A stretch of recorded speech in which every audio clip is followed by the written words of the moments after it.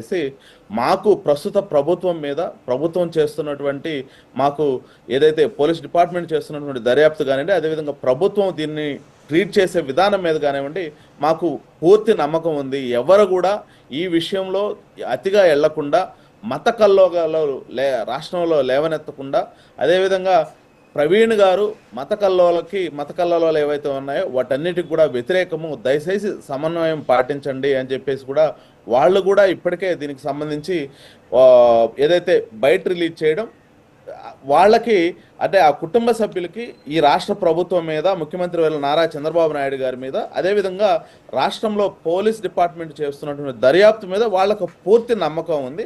అయితే ఇక్కడ కొంతమంది ఎవరైతే ఉన్నారో రాజకీయ నిరుద్యోగులు కానివ్వండి, మత నిరుద్యోగులు కానివ్వండి, దీనిని కావాలని చెప్పేసి ఈరోజు రాష్ట్రంలో రెండు మతాల మధ్య కల్లోలాలు లేవగొట్టడం కోసంగా దీన్ని ఒక కోణంలో ముందుకు తీసుకెళ్తున్నటువంటి పరిస్థితి చాలా క్లియర్గా మనకైతే ఈరోజు ఆంధ్రప్రదేశ్ రాష్ట్రంలో కనిపిస్తూ ఉంది. ఎందుకంటే ముందు దీన్ని ఒక రోడ్డు యాక్సిడెంట్ అని చెప్పారు, తర్వాత కొంతమంది దీన్ని వచ్చేసి ఒక అనుమానాస్పదమైనటువంటి మృతి అన్నారు.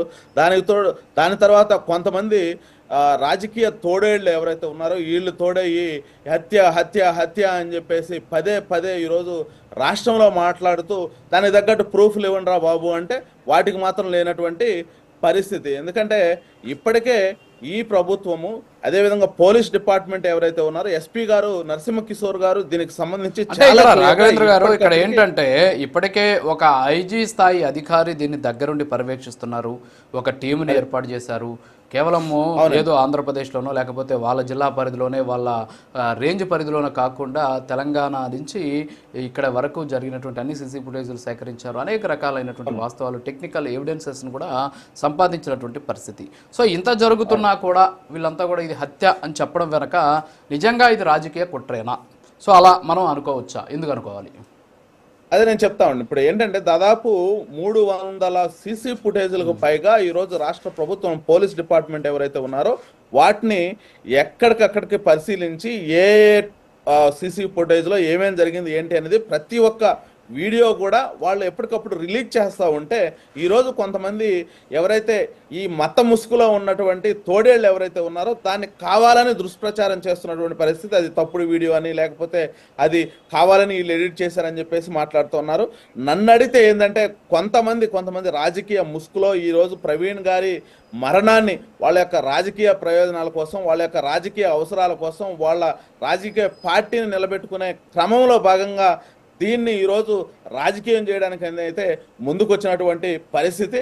ఎందుకంటే ఈ పార్టీ ఎవరైతే నేను ఇప్పుడు క్లియర్గా చెప్తా ఉన్నా జాన్ బెన్నీ లింగం, ఈ జాన్ బెన్నీ లింగం అనే వ్యక్తి ఎవరైనా వైసీపీ క్రిస్టియన్ మైనారిటీ సెల్కి సంబంధించినటువంటి ఉపాధ్యక్షుడు. నిన్న ఎవరైతే మీరు చెప్తా ఉన్నారో మీడియా ముందుకు, సాక్షాత్తు మీడియా ముందుకు వచ్చేసి ఆయన చేసినటువంటి వ్యాఖ్యలు ఏవైతే ఉన్నాయో మీరు చాలా క్లియర్గా చూసినటువంటి పరిస్థితి.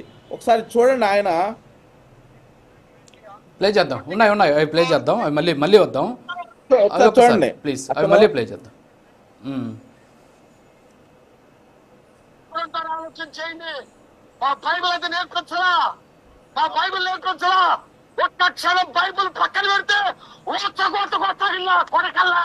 ఇది ఒకసారి బైబిల్ పక్కన పెడితే ఊసకోత కోస్తా పదాలు వాడుతూ ఉన్నారు.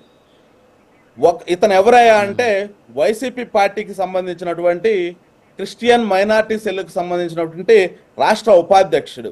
ఇతనికి వైఎస్ జగన్మోహన్ రెడ్డితో, అదేవిధంగా ఆ పార్టీలో ఉన్నటువంటి వైసీపీ నాయకులు ఎవరైతే ఉన్నారో చూడండి ఒకసారి మీకు కనిపిస్తుంది.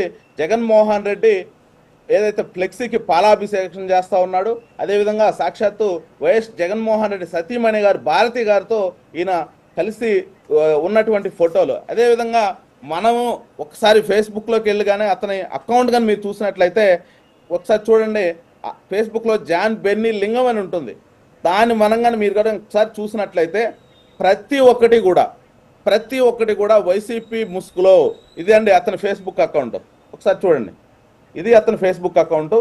ఈ ఫేస్బుక్ అకౌంట్లోకి వెళ్ళి చూడండి, ప్రతి ఒక్కటి కూడా వైసీపీ లీడర్స్కి సంబంధించి, వైసీపీ పార్టీ కార్యకర్తలకు సంబంధించి వాళ్ళ యొక్క నాయకులతో ఇతను చేసినటువంటి కార్యక్రమాలు కానివ్వండి ప్రతి ఒక్కటి ఉంటాయి. నేను ఎక్కడి నుంచి తీలేదండి. ఈరోజు అతని ఒక్క వీడియో చూడండి, ఎంత క్రూరంగా ఎంత దారుణంగా ఉంటాయంటే ఊచకోత కోసం క్రైస్తవులకి ఏ సమస్య చూడండి ఒకసారి ఇవన్నీ ఓకే నమస్తే ఫ్రెండ్స్.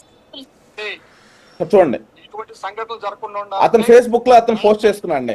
అదే విధంగా ఈయన యూట్యూబ్ ఛానల్ కానీ మీరు Okay. చూసినట్లయితే యూట్యూబ్ ఛానల్లో కూడా ఇతను కరుడు గట్టిన వైసీపీ వాది, ఈరోజు వైసీపీ వాది అయినటువంటి ఈ వ్యక్తిని వైసీపీ వాళ్ళు కులం అదేవిధంగా మతం ముసుగులో ఈరోజు దీనిని లీడ్ చేసే పనిలో వాళ్ళు ముందుకున్నారని చెప్పేసి కూడా మనం చెప్పొచ్చు.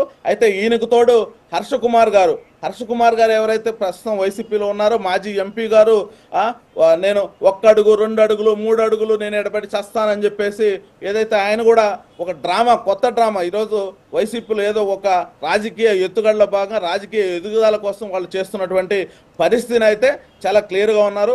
ఈరోజు ఆంధ్రప్రదేశ్ రాష్ట్రంలో Okay. ఎవరైతే క్రిస్టియన్ మైనారిటీ సోదరులు ఉన్నారో వాళ్ళకి చాలా క్లియర్గా అర్థమైపోయిందండి. పోలీసులు పారదర్శకంగా దీన్ని ఇన్వెస్టిగేషన్ చేస్తూ ఉంటే ఈరోజు కొంతమంది వాళ్ళ రాజకీయ ప్రయోజనాల కోసం రాజకీయ అవసరాల కోసం దీన్ని గీకి ఈరోజు ఎవరైతే వాళ్ళ సొంత రాజకీయ ప్రయోజనాల కోసం ప్రవీణ్ గారి ఏదైతే వ్యక్తిగత జీవితాన్ని మొత్తాన్ని కూడా బయటకు తీయాల్సిన పరిస్థితి వచ్చి ఆయన కుటుంబాన్ని బజారుకు లాగే పరిస్థితి అయితే చాలా క్లియర్గా. ఓకే రాఘవేంద్ర గారు, ఒక్క నిమిషం మీ దగ్గరకు వస్తాను. రాయపాటి అరుణ్ గారు, గుడ్ మార్నింగ్. మీ దగ్గరకు వచ్చే ముందు